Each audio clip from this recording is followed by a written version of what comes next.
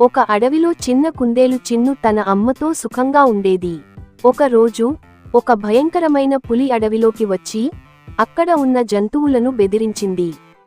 పులి తన బలాన్ని చూపించి, నేను మిమ్మల్ని అందరినీ తినివేస్తాను అని గర్జించింది. అందరూ భయపడి దాక్కున్నారు. కాని చిన్ను చిన్నది అయినప్పటికీ చాలా తెలివైనది.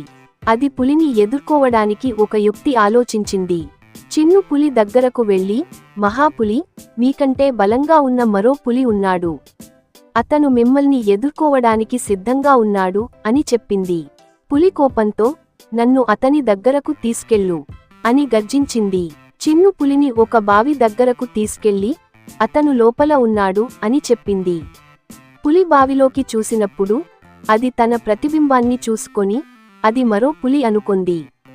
కోపంతో పులి బావిలోకి దూకింది. అది బావిలో చిక్కుకుపోయి అక్కడే అదృశ్యమైంది. అడవిలోని జంతువులు సురక్షితంగా ఉండిపోయాయి. చిన్ను తన తెలివితేటలతో అందరినీ కాపాడింది. దాని అమ్మ దాన్ని కౌగలించుకుంది మరియు అతని ధైర్యానికి మరియు తెలివికి గర్వపడింది. నీతి బలం కంటే తెలివి ఎక్కువ ముఖ్యం. సమస్యలను ఎదుర్కోవడానికి తెలివితేటలు ఉపయోగించాలి.